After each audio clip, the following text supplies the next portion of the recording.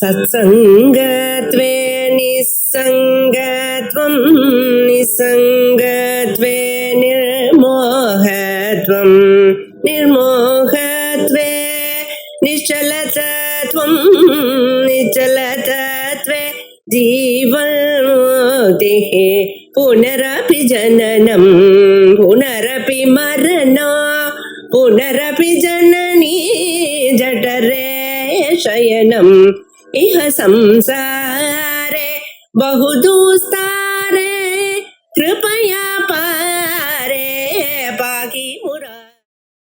श्रीधः श्रीकः श्रीनिवासः श्रीनिधिः श्रीविभावनः श्रीधरः श्रीकरः श्रेयः श्रीमान् लोकत्रयाश्रयः स्वस्थस्वङ्गस्तदानन्दो नन्दिर्ज्योतिर्गणेश्वरः विजितात्मा विधेयात्मा சத்கீர்த்திச்சென்ன சம்சயः. பகவானுடைய திவ்யமான நாமாக்கள், ஸ்ரீயோட ஆரம்பிக்கக்கூடியதான நாமாக்கள். கிருஷ்ணதாஸ் நாமத்துல நடுவு பாகத்துல இந்த நாமாக்கள் அமைஞ்சிருக்கு.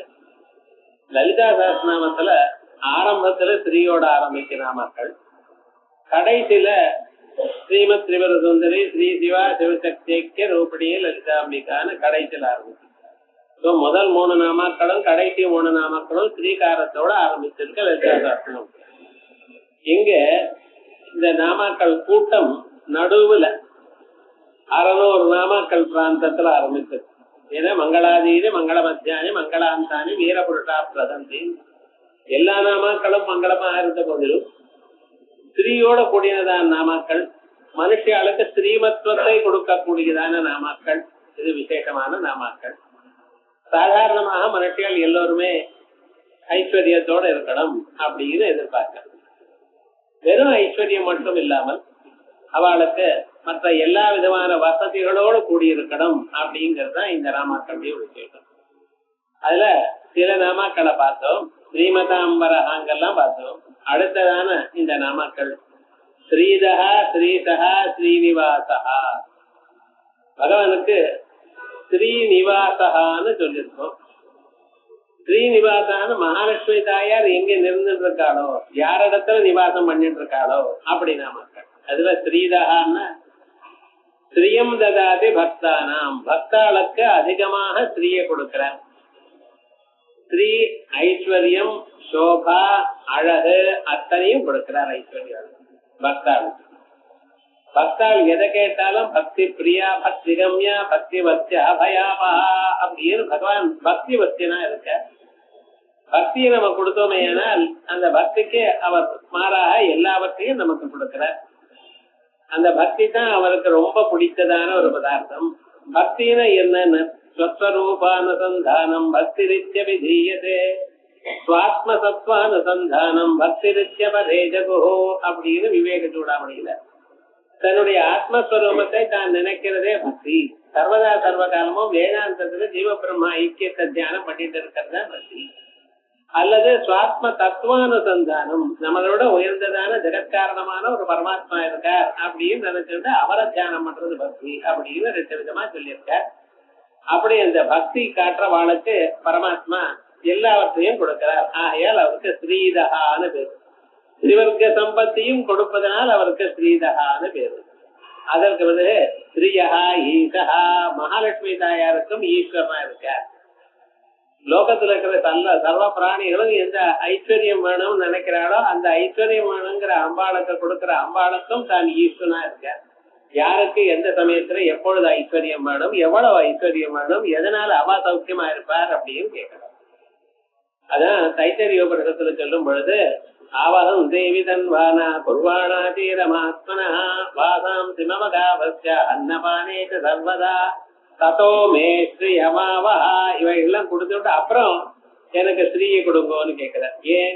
மேதத்து நிறைய இருக்கணும், எப்படி பணத்தை உபயோகிக்கிறதுங்கிற விஷயங்கள்லாம் தெரிஞ்சிருக்கணும், அதுக்கப்புறம் ஸ்ரீயை கொடுக்கணும். இல்லைன்னா அமேததோஹி ஸ்ரீஹி அனர்த்தாய பவதி அப்படிங்கிறார் பாட்டிக்கார். அறிவு இல்லாதவனிடத்துல அமிதமான ஐஸ்வர்யத்தை கொடுத்தா அவன் தனக்கே கெடுதல் கொண்டு வருவான். அப்படி இல்லாமல் அவனுக்கு எப்படி விநியோகம் பண்ணணும் எனக்கூடியதெல்லாம் அறிந்து கொண்டு அதை கொடுக்கறதுங்கிறதுக்காக ஸ்ரீதா அப்படிங்க. அதுக்கப்புறம் ஸ்ரீனிவாசா, ஸ்ரீமத்து நித்தியம் வசதி, சர்வதா சர்வகாலமும் அந்த ஸ்ரீமான் மகான்கள் இருக்காளே சர்வதா பகவான் இடத்துல பக்தி பண்ற வாழத்துல சாஸ்வதமா இருந்துட்டு இருக்காரு. அதனால்தான் அவருக்கு ஸ்ரீனிவாசகான்னு பேரு. அம்பாள் அவர் இடத்துல சர்வதா இருக்கிறதுன்னு ஒண்ணு, அவரே பக்தாள் இடத்துல சர்வதா இருந்துட்டு இருக்காரு. ஆகையால் ஸ்ரீனிவாசா, இங்க ஸ்ரீங்கிற பதத்தினால ஸ்ரீமான்கள்னு அர்த்தத்தை வாய்க்கணும். அதுக்கப்புறம் ஸ்ரீநிதி, பகவான் என்னன்னு எல்லா சக்திகளோட கூடின சமஸ்த பதார்த்தங்களும் அவரிடத்துல இருக்கு. நீங்க என்னென்ன லோகத்துல உயர்ந்ததான பதார்த்தங்கள்னு சொல்றீங்களோ, ரத்னங்கள், மாணிக்கங்கள், தங்கம், மற்ற எல்லா பதார்த்தங்களும் அவரிடத்துல சாஸ்வதமாக இருந்துட்டு, அவர் கொடுத்ததுனால அவருக்கு ஒன்றும் குறைஞ்சு போறது இல்லை. குபேரனுடைய நிதிகள்லாம் இருக்கே இவருடைய ஒரு கண் பார்வையினால வந்ததுதான் அவையெல்லாம். சகல பதார்த்தங்களும் அவரிடத்துல சாஸ்வதமாக ரொம்ப இருக்கு. ஆகையால் அவருக்கு ஸ்ரீநிதி அப்படின்னு. சகல சக்திகளும் அத்தனையும் அவரிடத்துல சாஸ்வதமாக வைக்கப்பட்டிருக்கிறதுனா அவருக்கு ஸ்ரீநிதி. ஸ்ரீநிதி மட்டும் இல்லை சார், ஸ்ரீ விபாவனா, எல்லோருக்கும் எப்பப்ப எவ்வளவு வேணுமோ அதை பிரிச்சு கொடுக்கக்கூடியதான தன்மை அவருக்கு இருக்கு. நீங்க பகவான தியானம் பண்ணீங்கன்னா இப்ப எனக்கு இது வேணும், 1,00,000 ரூபாய் வேணும், 1,00,00,000 ரூபாய் வேணும் நீங்க நினைக்கலாம். ஆனா அவர் என்ன பண்றாரு தெரியுமா, உங்க கர்மாக்கு தகுந்தா போல எப்பொழுது எவ்வளவு கொடுத்தா நீங்க சாஸ்வதமா சௌக்கியமா இருப்பீடோ, கெட்ட வழிக்கு போக மாட்டேடோ, உங்களுக்கு மறுபடியும் தொந்தரவு வராதோ அதை பார்த்து கொடுக்குற. ஸ்ரீம் விபாவயதி, அவனுக்கு இப்ப எவ்வளவு வேணும், இப்ப வேணுங்கிற பதார்த்தோட கொஞ்சம் அதிகமா கொடுக்கணும். அதனால்தான் அம்பாளை சொல்லும் பொழுது வாஞ்சிதாதபி அதிக பலப்பிரதார்த்தி பலமபிச்ச வாஞ்சா சமதிகம், எவ்வளவு வேணுமோ அதை விட கொஞ்சம் அதிகமா கொடுக்கணும்.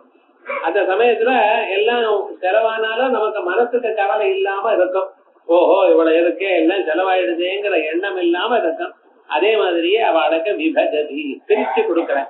நமக்கு இன்னைக்கு காசுக்கு வருதுன்னு என்ன அர்த்தம், பகவான் நினைச்சிருக்க கர்மானுரூபமாக இவனுக்கு இன்னைக்கு இவ்வளவு வரட்டும், இவ்வளவு சௌக்கியமா இருக்கட்டும் அப்படிங்கிற நினைச்சுட்டு அவளுக்கு அந்தந்த அளவுக்கு பிரிக்கிறா போல பிரிச்சு தரார். ஆகையால் ஸ்ரீ விபாவனா, அது வரைக்கும் ஒரு செட்.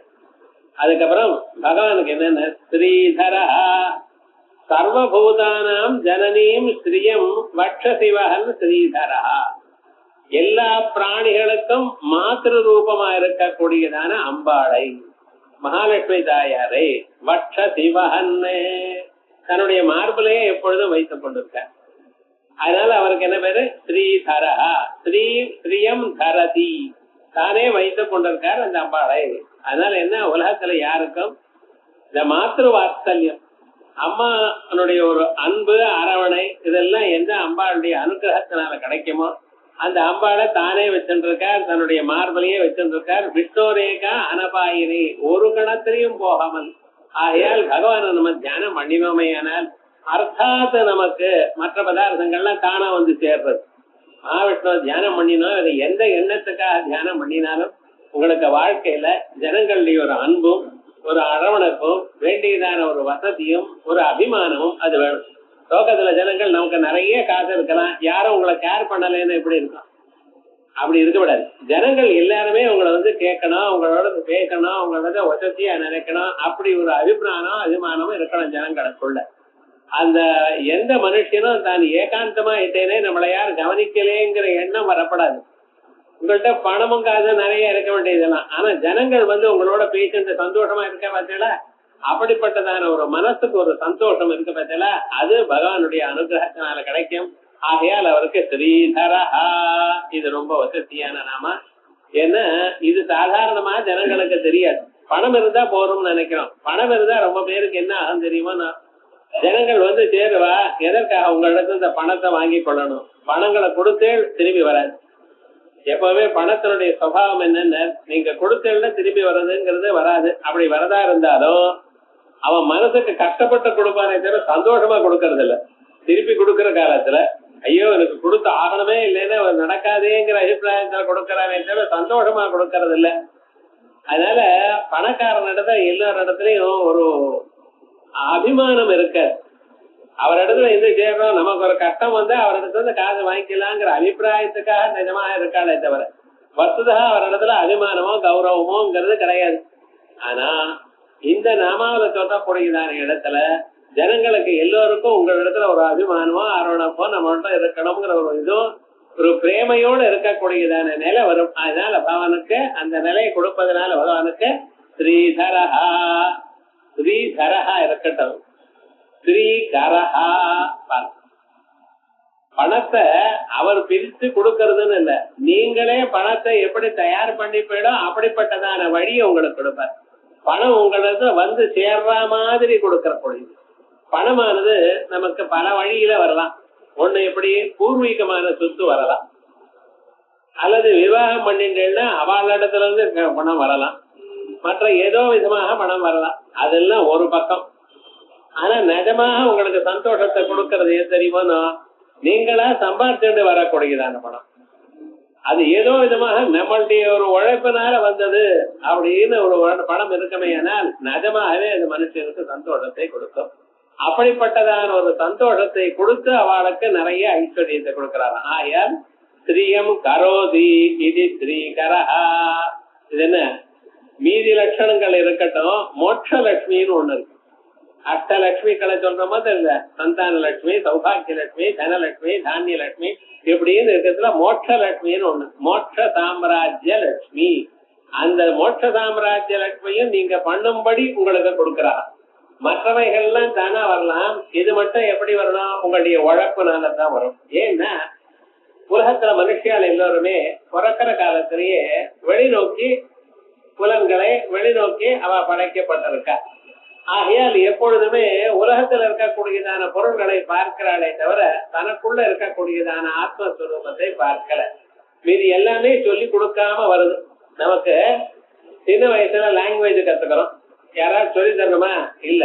குழந்தைகள் பார்த்துட்டே இருக்கு, அம்மா அப்பா பேசும் பொழுது அதோட பார்த்து பேசிப்படுது. அதனால பாஷை புதுசா வரல. மற்ற பதார்த்தங்கள் கிராமாந்தரத்துல ஸ்கூலுக்கே போல, ஆனா அவளுக்கு தெரியாதோ அத்தனை விஷயமும் தெரியுது. ஏன் வாழ்க்கையில தெரிஞ்சுக்கலாம், இவைகள்லாம் தெரியுது சுவாமி. ஆனா ஒன்னே ஒண்ணு, உள்ளூர் இருக்கிற ஆத்ம தத்துவத்தை அறியணும், பகவான் இடத்துல பக்தியை செலுத்தணும் அப்படிங்கிறது சொல்லி கொடுத்தா தான் வரும், இல்லைன்னா வராது. ஏன்? இது லோக பிரசித்தமான பதார்த்தம் இல்ல. அந்த லோக பிரசித்தமா இல்லாதனால அது நாம ஒரு ஆச்சாரிய இடத்துல போய் அவரிடத்துல தெரிஞ்சுக்கணும்.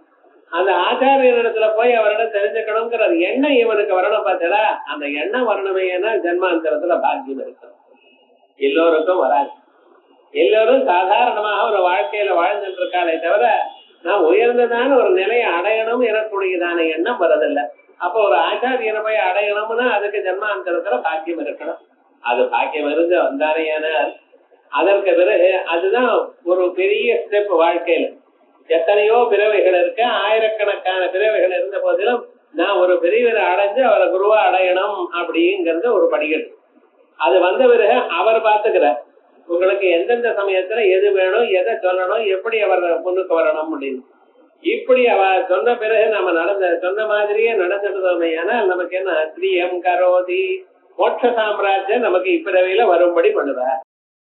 இது யாரு? பகவான் தான் பக்கத்துல இருந்து சர்வ பதார்த்தமும் என்னென்னைக்கு எது வேணும்ங்கிறது அந்த பகவானுக்கு தெரியும். உங்க மனசானது எவ்வளவு சுத்தமானதோ அதுக்கு தகுந்தா போல ஒரு பலம். ஒரு மனுஷன் எப்படி முன்னுக்கு வர, இது இப்ப இது சொல்லணும், இப்ப கத்துக்கணும், நமக்கு ஒண்ணுமே தெரியாது. ஏதோ போனோம் விவகாரம் என்னடா அது கொஞ்சம் கொஞ்சமா நாம அறிஞ்சு அந்த உயர்ந்ததான ஒரு நிலையை நமக்கு அடையும்படி பண்றது அந்த பகவானுடைய ஒரு அனுகிரகம். அதனால ஸ்ரீயம் கரோதி உங்களுக்கு மோட்சத்தை பண்ணி கொடுக்கிறார். என்ன சார் தின்பண்டமா என்ன பண்ணி கொடுக்கறதுக்கு தோசை இட்லி மாதிரி பண்ணி கொடுக்குறா போலேங்கிற அப்படி இல்லை. உங்களால அது முயற்சி பண்ணும்படி பண்ணி அந்த முயற்சிக்கு பலமாக ஒரு ஆச்சாரிய நடத்துல இருந்து உங்களுக்கு ஒரு விசேஷமான ஒரு பலம் கிடைச்சு அதனால மறுபடியும் நீங்க எஃபர்ட் எடுத்துட்டு அதை நீங்க அடையறா போல பண்ணிட்டு இருக்காராம். கீழே நான் என்ன சொன்னேன், பகவான் இடத்துல சொல்லும் பொழுது ஸ்ரீவிபாவனா உங்களுக்கு தனித்தனியா பிரிச்சு அவர் கொடுக்கிறார். இங்க என்ன பிரிச்சு கொடுக்கறதோட மட்டும் இல்லாமல் நீங்களே அது முயற்சி பண்ணி அதனால நான் இவ்வளவு ஜபம் பண்ணிருக்கேன், இவ்வளவு பூஜை பண்ணிருக்கேன், இவ்வளவு பாராயணம் பண்ணிருக்கேன், இவ்வளவு வசதியான உலதார்த்தம் ஆச்சாரிய அனுகிரகத்தினால் நமக்கு கிடைச்சிருக்கு அப்படிங்கிற ஒரு மன சந்தோஷமாக உங்களுக்கு அந்த மோட்சத்தை கொடுக்கும்படி பண்றார். ஆகையால் பகவானுடைய ஸ்வரூபம் ஸ்ரீகரஹா. ஸ்ரீயம் கரோதி இது ஸ்ரீகரஹா. மோட்ச சாம்ராஜ்ய லட்சுமியை உங்களுக்கு பண்ணி கொடுக்கிறார். யாரு சார்? எப்படி பண்ணணும்? ஸ்மரதாம் ஸ்துவதாம் அர்ச்சயதாம் ச பக்தானாம் ஸ்மரதாம். இந்த நினைப்பு இருக்கணும். பகவானுடைய நினைப்பே சர்வதா சர்வ காலமும் அதுவே இருந்துட்டு இருக்கணும். பகவான் ஒரு நாமாவை படிச்சிருக்கோம், இந்த நாமா என்ன சொல்றது?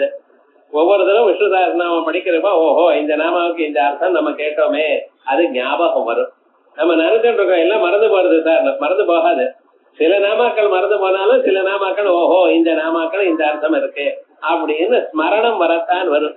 ஓஹோ இப்ப இது இப்படி சொல்லியிருக்காரு, இது இப்படித்தானே, இந்த நாமா எங்க இருக்கு, இன்னொரு இடத்துல இருக்கு, இவையெல்லாம் ஞாபகம். அதுக்கப்புறம் ஸ்துவதாம் ஸ்துவன் நாம சஹஸ்ரேன மேல போய் சொல்ல போற உயர்ந்ததான ஒரு காரியம் எது வாழ்க்கையில அப்படின்னா இந்த நாம சஹஸ்ரங்கள்ல படிக்கிறது. இதனால ஸ்தோத்திரம் பண்றது. வேதங்களே என்ன சொல்றது? பகவானுடைய நாமாவை படிச்சதுலே போரும். கலவு சங்கீர்த்திய கேசவம்.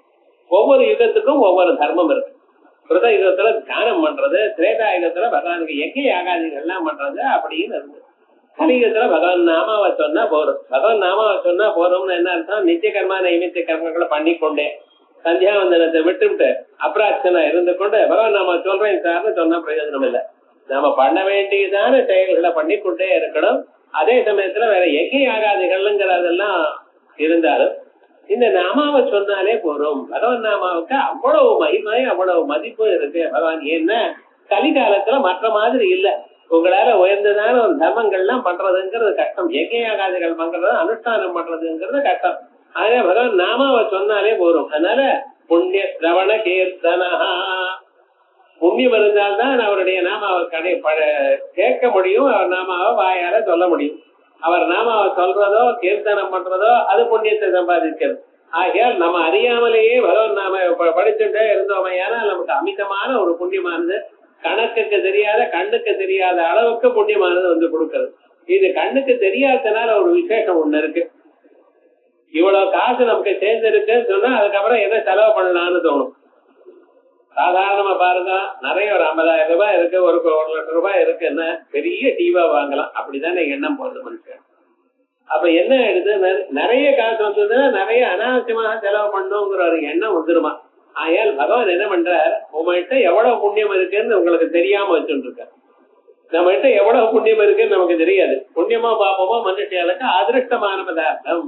ஆகையால் இந்த நாமாவை சொல்ல சொல்ல நமக்கு அமிதமான புண்ணியம் வருதா. இந்த புண்ணியமானது என்ன பண்றது? மனுஷியாளுக்கு சித்த சுத்தியை கொடுக்கிறது. சித்த சுத்தியை கொடுத்ததுமே உங்களுக்கு தெரியாமலேயே வேதாந்தத்துக்கிட்ட உங்க மனசு தானா ஓடுறது. சித்த சுத்தி வந்ததுன்னு எப்படி தெரியும்னு ஒருத்தர், அது என்ன நமக்கு பளிங்குன்னு ஏதாவது உள்ள தெரியுமா, பிரகாசம் தெரியுமா? அதெல்லாம் ஒண்ணும் கிடையாது. எப்பொழுது ஒரு மனுஷனானு வேதாந்த இடத்துல இழுக்கப்படுகிறானோ, வேதாந்தத்துல இருந்து ஒரு அதிகமான ஒரு அபிமானம் கொண்டிருக்கானோ, அப்பவே அது தெரியுது அவனுடைய மனசானது சுத்தமா இருக்கு. சித்தத்துல சத்துவகுணம் அதிகமா இருக்கு. ஏன்னா சத்வா சஞ்சாயதே ஞானம். சாஸ்திரம் என்ன சொல்றது? ஞானம் எப்ப வரும்? சத்துவகுணம் அதிகமா இருந்தாதான் வரும். சத்துவகுணம் அதிகமா இருக்குங்கிறது தான் சித்த சுத்திங்கிறது. அதனால சத்துவகுணம் இருக்குங்கிறது நம்ம ஞானத்தினால, ஞானத்துல ஒரு அபிமானம் இருக்கிறதுனால மனுஷனை பார்த்து கண்டுபிடிக்கல.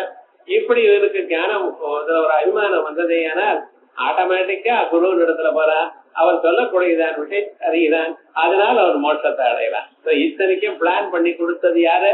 பகவான். ஸ்துவதாம் ஸ்மரதாம் ஸ்துவதாம். அதற்கு மேல அர்ச்சயதாம். அர்ச்சனை பண்றவாள் பகவானுக்கு புஷ்பங்கள்னால அர்ச்சனை பண்றது. இந்த புஷ்பம் அந்த புஷ்பம் வேணும்னு பகவான் சொல்லல, கேட்கல. பத்திரம் புஷ்பம் பலம் தோயம் யோமே பக்தியா பிரயச்சதி ததகம் பக்தி உபஹிருதம் அஸ்னாமி பிரயதாத்மனா. வெறும் இலை கொடுத்தா போறோம். துளசி தளம் அதுக்கு என்ன சிரமம் இருக்கு பாருங்க. அந்த துளசி தளம் பகவானுடைய பாதபோதங்கள்ல சேர்த்து வச்சாலே போறோம்.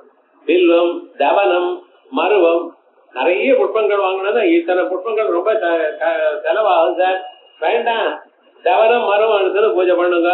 ஆனா அதுவும் இல்லையா, லம் பிருத்திவியாத்மனே கந்தங்கள் பயாமினமஹா போருமே. பஞ்ச பூஜை பண்ணுங்களேன். மனசுனால இத்தனையும் பண்றா போல கொடுங்களேன். ரத்ன கல்பிதமாசனம் ஹிமஜல ஸ்நானம் திவ்யம் பரம்.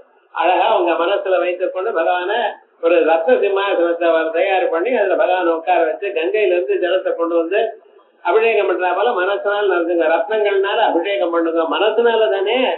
அப்ப ஒண்ணும் காசு செலவு ஒன்றும் இல்லையே. ஆனா என்ன அதுவே அவருக்கு போறோம். ஆகையால் அவருக்கு இவ்வளவு காசு வேணும், இவ்வளவு ஆடம்பரம் வேணும்னு என்ன பார்க்கல. நீங்க பண்ணினா ரொம்ப சந்தோஷம். ஆனா அவருக்கு பண்ண வேண்டியது அர்ச்சனை ஸ்மரணம். முதல்ல உயர்ந்தது ஸ்மரணம். இது ஸ்மரணம்னா மனசுனால மட்டும் பண்ணக்கூடியது. ஏன் வச்சுக்க ஸ்மரணம் வேற யாருக்கும் தெரிய வேண்டாம். நீங்க பகவான தியானம் பண்ணிட்டே இருக்கணுங்கிறது இன்னொருத்தருக்கு தெரியாமலேயே பண்ண, இன்னொருத்தருடைய தயவு இல்லாமலேயே, இன்னொருத்தருடைய தொந்தரவுப்படுத்தாமலேயே. நான் பூஜை பண்றேன்னு ஆரம்பிச்சு நீங்க இது கொண்டு வாங்க, நீங்க அதை கொண்டு வாங்க, நீங்க அதை நைவேத்தியம் பண்ணுங்க, நீங்க கோலம் போடுங்க, இப்படின்னு பண்ணி ஒரு 10 பேருக்கு ஏண்டா இவர் பண்றாருங்கிற எண்ணம் வரப்பட வேற என்னன்னா சந்தோஷமாக தான் மாத்திரம் ஏகாந்தமாக பூஜை பண்ணிட்டு அத்தனையும் மனசுனால பூஜை பண்ணலாமே. ஆயால் இதுக்கு என்ன பேரு ஸ்மரதாம். இது ரொம்ப உயர்ந்தது. ஆனா இது எல்லாராலையும் முடியாது. மனசை கட்டுப்படுத்தி பகவான் ஸ்மரணம் பண்றதுங்கிறது ரொம்ப கஷ்டமான காரியம். ஆகையால் என்ன பண்ணினார், மனசுனால மட்டும் பண்ண முடியலன்னு வாக்குனால பண்ணுங்க. அதனால ஸ்துவதாம். இதுவும் இன்னொருத்தர் இதுல, ஆனா இன்னொருத்தருக்கு தொந்தரவு இல்லாம இருக்கணும். உறக்க படிச்சுட்டானா அவன் பரீட்சைக்கு படிச்சுட்டே இருந்தானே. ஏன்னா இப்ப போற நீங்க நிறுத்தம் பாதுகாப்பு. அப்ப விவகாரம் என்ன, இது கொஞ்சம் இன்னொருத்தருடைய தயவு வேண்டியதில்லை, இன்னொருத்தரை துன்படுத்த வேண்டியதில்லை. ஆனா நீங்க இந்த பிராசத்துல இன்னொருத்தர் கட்டத்தை கொடுக்காம பாத்துக்கலாம். இது 2வது ஸ்துவதாம். அதற்கு பிறகு இதுவும் பண்ண முடியல சார். ரொம்ப பேரு புத்தகம் படிக்கிறதுங்கிறது கஷ்டம். அது இப்ப ரொம்ப கஷ்டமா போயிடுது. ஏன்னா ஒரு காலத்துல படிக்கிறதுங்கிற ஹேபிட் இருந்தது. இப்ப அதெல்லாம் கொஞ்சம் கொஞ்சமா போயிடுது. வேற எல்லாம் டிவி பாக்குறதுங்கிற அபிப்பிராயம் இதெல்லாம். ஆயால் இத படிக்கிறதுங்கிறது ரொம்ப கஷ்டமா இருக்கா இல்லையா? அதனால ஸ்தவனம் எடுத்து சொல்றதுங்கிறதும் அதுக்கு ஒரு ஹேபிட் வேணும். அதுவும் இல்லாதவளுக்கு அர்ச்சதாம். இதுக்கு என்ன அர்ச்சயதாம், அர்ச்சனை பண்றது.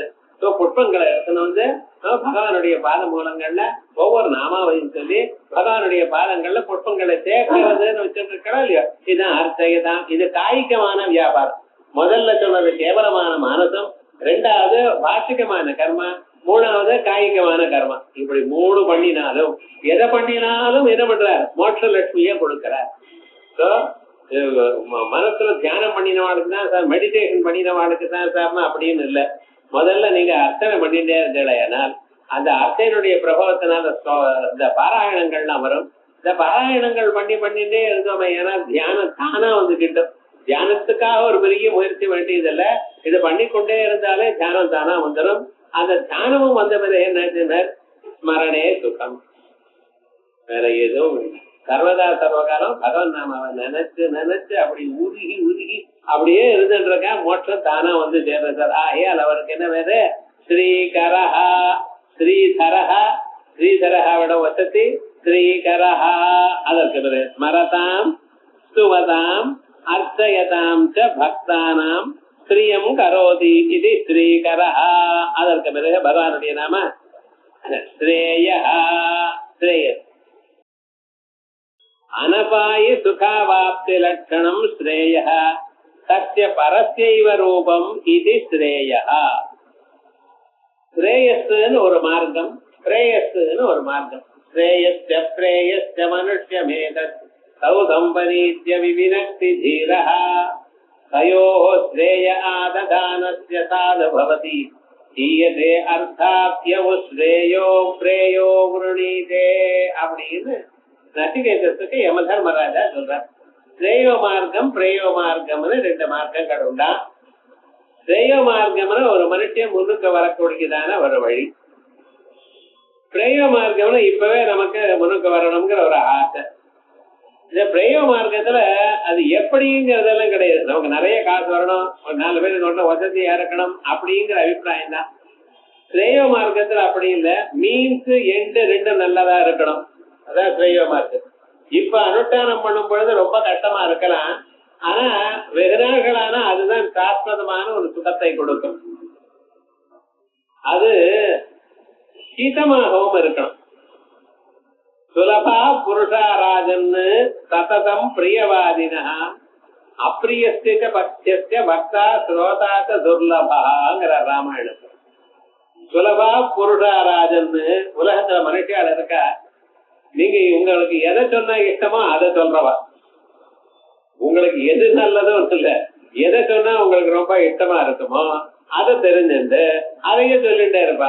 அப்ப விவகாரம் என்ன, ஓஹோ நமக்கு நல்லதான் சொல்றார் அப்படின்னு நினைப்புதான் உங்களுக்கு வரும்.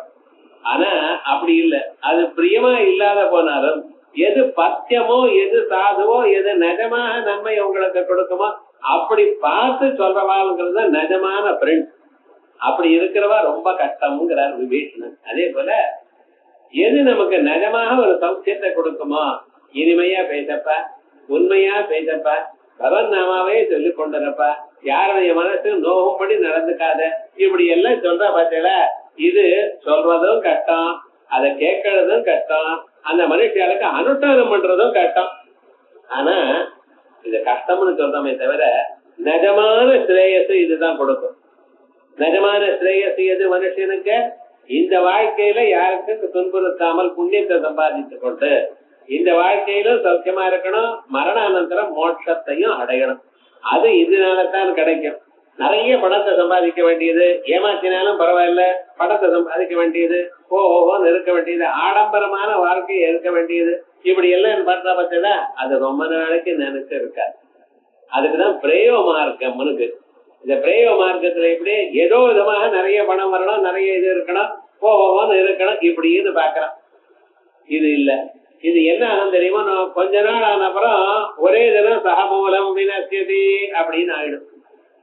ஏகதே நன்னா வளருவான். அதுக்கப்புறம் ஒரு நாளைக்கு என்னன்னா தத்தோ பத்ராணி பரிஸ்திதி நல்லதெல்லாம் பார்ப்பான்.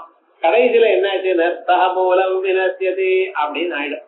அது இல்லாமல் ஸ்ரேயோ மார்க்கம் ஒரு மனுஷனுக்கு நல்ல வழியை சொல்லி கொடுக்கிறது, எப்பொழுதும் நல்ல எண்ணங்களோடய அவன் இருக்கிறது அப்படின்னு பார்த்தோமே. ஆனால் இந்த ஸ்ரேயோ மார்க்கமானது இவனுக்கு உயர்ந்ததான ஒரு நிலையை கொடுக்கும். அனுஷ்டானம் பண்ணும் பொழுது பிகினிங்ல கட்டமா இருக்கலாம். வேதாந்த கிளாஸுக்கு வந்து அவன் ஏனால் கொஞ்சம் ஒரு 10 கிளாஸ் புரியாது, என்னமோ சொல்லிட்டு இருக்காரு சார், இங்க இருக்கிறதே கட்டமா இருக்கு, தூக்கம் வருது, கொட்டாவியா வருது, என்ன நினைப்பாடோ தெரியும், இப்படி எல்லாம் கட்டப்படுவார் 10 கிளாஸுக்கு. அதுக்கப்புறம் இது இல்லாத போனா இருக்க முடியாது.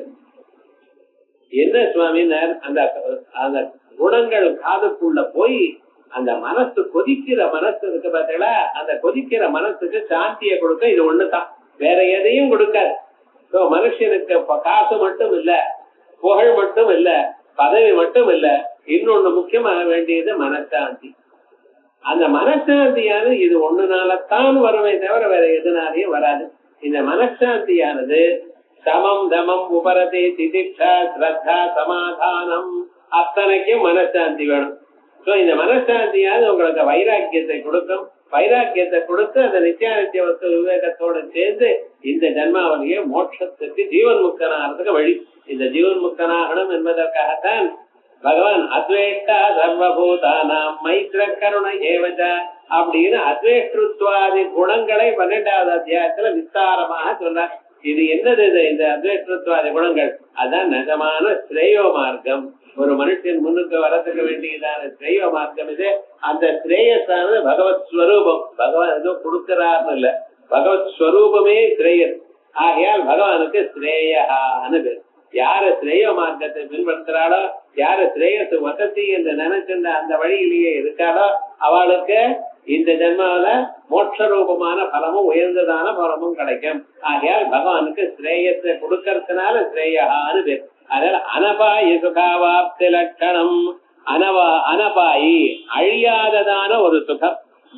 இப்பொழுது வரக்கூடியதான சுகங்கள்லாம் நமக்கு இருக்கிற பரியந்தான் இருக்கு, எப்ப போகும்னு தெரியாது. பணம் இருக்கு, எப்ப போகும்னு தெரியாது. பணத்துக்கு சஞ்சலம்னு பேர், எந்த சமயத்துல போகும்னு தெரியாது. அதே போலயே அழகு இருக்குன்னு நினைக்கிறேன், ஒரு நாள் இன்ஃபுளுயன்ஸ் வந்தா வியாதி வந்தா தெரியும். அதுக்கு அழகுன்னு என்னதுன்னு கேட்பான், அப்படி ஆயிடும். அது உடம்புல பலம் இருக்குன்னு நினைக்கிறான், வியாதி வந்ததுன்னா அதுக்கப்புறம் பலம் ஒண்ணுமே எழுது நின்னா கால ஆடாமறதுக்கு சுவாமி இவ்வளவுதான் பயில்வான்னு நினைச்சுட்டு இருந்தில்ல உங்களை, 2 நாள் ஜுரம் வந்துருது, எழுது நிக்க முடியலைங்கிற, தலை சுத்தறதுன்னு நான் பார்த்தா சுத்தலையே, சுத்தரா மாதிரி எனக்கு இருக்குங்கிறார். பிரமதி வச்ச மேமன் எல்லாம் கீதையில தான் இருக்கு. அர்ஜுனன் தான் எப்படி வேஷம் போடுறதுன்னு கூட சொல்லி கொடுத்துருக்காரு. சொத்தைவ பரிதக்கிய தேவா, உடம்பு எரியுது, ஏசி ரூம்ல உட்காருன்னா அது பரவாயில்ல உட்கார்றேன். ஆனா உள்ளூர எரியறதே, உடம்புக்குள் இன்சைடு எரியறதே என்ன பண்றது? சொத்தை பரிதக்கியதே. அது மாதிரி நாம என்னமோ நினைக்கிறோமே தவிர எதுவும் சாஸ்வதம் இல்லை. இவைகள்லாம் நமக்கு இருக்கிற பரியந்த வசதி சாஸ்வதமாக காணப்படுகிறது. ஆனா நிஜமான ஒரு சாஸ்வதமான ஒரு சுகம் இல்லை. சாஸ்வதமான ஒரு சுகமானது பகவானுடைய பாதார விந்தங்கள், அதனுடைய அனுகிரகத்தினால் நமக்கு கிடைக்கக்கூடியதான ஒரு தத்துவம் இருக்கே, அது ஒண்ணுதான் சுகம், அது ஒண்ணுதான் ஸ்ரேயஸ். ஆயால் அனபாய சுக அவாப்தி லட்சணம் ஸ்ரேயா தத்த பரத்தைவ ரூபம். அது பரமாத்மாவனுடைய ரூபம், மற்றவர்களுடைய ரூபம் இல்ல. மற்ற எந்த பதார்த்தத்துக்கும் அது வராது. ஆகையால் ஸ்ரேயான்னு என்ன பேரு? பரமாத்மாவுக்கு பேர் அது. ஆகையால் ஸ்ரேயா தஸ்ய பரத்தைவ ரூபம் இது ஸ்ரேயா. ஸ்ரீதர ஸ்ரேகர ஸ்ரேயா. பகவானுக்கு ஸ்ரீமான் ஸ்ரீமத்வம். ஸ்ரீயா அஸ்ய சந்தீதி ஸ்ரீமான். நம்ம சாதாரணமாகவே எல்லாரையும் அட்ரஸ் பண்றப்ப ஸ்ரீமான் அப்படின்னு அட்ரஸ் பண்றோம். ஸ்ரீமான் அப்படின்னு என்ன அர்த்தம்? அவர்கிட்ட காசு இருக்குன்னு நினைச்சுட்டு இருக்கோம். அது மட்டும் இல்ல, பகவத் அனுகிரகம் இருக்கு. பகவத் அனுகிரகத்துக்கு தான் நிஜமான ஸ்ரீ. சாஹி ஸ்ரீ அமிர்தா சதாம். நல்லவர்களுக்கு நிஜமான ஸ்ரீ என்ன தெரியுமோ? வேதஸ்ரீ, வேத பிரம்மஸ்ரீன்னு சொல்லுவான். பிரம்மஸ்ரீ அது என்ன? வேத பிரம்மஸ்ரீ. வைதிகமான அந்த அனுகிரகம் இருக்கு பார்த்தீங்களா, அது வேண்டியது. நம்ம நாட்டுல தான் இது வரும், மற்ற இடங்கள்ல இது வரதுக்கு சான்ஸே இல்லை. அந்த வேதத்துல சொல்லியிருக்கக்கூடியதான ஆத்ம தத்துவம், அந்த ஆத்ம தத்துவத்தை அறியக்கூடியதான வாய்ப்பு உங்களுக்கு இருக்கு. ஆகையால் உங்களை தான் ஸ்ரீன்னு சொல்றது. சாதாரணமாக நம்ம எல்லாருக்கும் ஸ்ரீன்னு சொல்றோம். ஸ்ரீகளா இருந்தா ஸ்ரீமதினு சொல்றோம். இந்த ஸ்ரீங்கிறத விட ஸ்ரீமான், அதான் ஸ்ரீனோட நிறுத்திருக்கோம். ஸ்ரீத்துவம் அவர் இடத்துல இருக்கு. வேதோக்தமான ஆசீர்வாதங்கள் அவர் இடத்துல இருக்கு. ஆகையால் அவருக்கு ஸ்ரீமான்னு பேர். ஸ்ரீகளுக்கு அதே போல ஸ்ரீமதினு சொல்றோம். அப்படி ஸ்ரீயா அஸ்ய சந்தி. ஸ்ரீயான வெறும் ஒரு ஐஸ்வர்யம் மட்டும் இல்ல, எல்லா விதமான ஐஸ்வர்யங்களும் சகலமும் அவர் இடத்துல இருக்குங்கிறதுக்காக அவருக்கு ஸ்ரீநிதின்னு பேர் வச்சோம். எல்லா நிதிகளும் அவர் இடத்துல சேர்ந்து இருக்கிறதுனால அவருக்கு ஸ்ரீநிதி. ஸ்ரீ மகாலட்சுமி தாயார் அவர் இடத்துல சாஸ்வதமா இருக்கிறதுனால ஸ்ரீநிவாச. ஸ்ரீ இருக்கக்கூடியதான இடம். சர்வதா சர்வகாலமும் நான் இங்கேத்தான் இருப்பேன், வேற எங்கேயும் போக மாட்டேன் அப்படின்னு அம்பாள் அவரிடத்திலேயே வந்து சேர்ந்து இருக்கார்.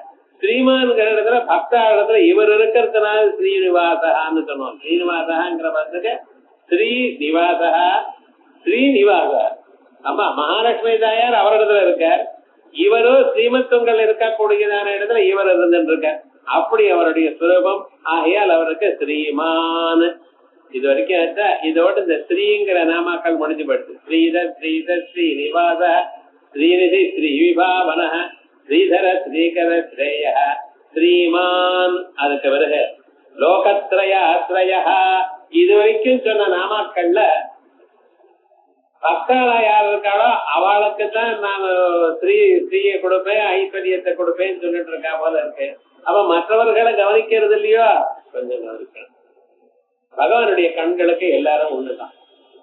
சாதாரண மனுஷனோ, வேதாத்தியனம் பண்ணினவனோ, சாஸ்திரங்கள் வாசிக்கணும்னோ, மகதுபாசகனோ, ஆச்சாரத்தோடு இருக்கிறவனும் எல்லாரும் அவர் கண்ணுக்கு ஒண்ணுதான். ஒரு அம்மாவுக்கு 4 குழந்தைகள் இருந்தாலும் ஒரு குழந்தைக்கு தான் சாதம் போடுவோம், ஒரு குழந்தைக்கு சாதம் போட மாட்டான்னு. இன்ஃபேக்ட் எப்படின்னு கொஞ்சம் குறைச்சலா ஒரு மாதிரி இருக்கிற குழந்தைக்கு தான் அதிகமா போட்டுவோம். ஏண்டா எல்லாரும் சமமா வரணும் அப்படிங்கிற அபிப்பிராயம் சாதாரணமா. அதே போல பகவான் என்ன பண்ணிட்டு இருக்காரு, ஒருத்தருக்கு தான் வசதி ஒருத்தருக்கு தாழ்த்தேன்னு இல்லை சார், எல்லாரையும் சமமாக பார்த்து கொண்டிருக்கிறவர். அது அவருடைய சுபாவம். ஏன்னா எல்லோரும் சௌக்கியமா இருக்கணுங்கிற எண்ணத்தோட இருக்கிறவர். அதனால அவர் என்ன பண்ணார், லோகத்ரயாஸ்ரயா, உலகங்களுக்கு எல்லாருக்கும் அவர் தான் ஆசிரியமா இருந்துட்டு இருக்கார். எல்லா பிரபஞ்சமும் அவரிடத்துல கல்பிதமாக இருக்கு சார்.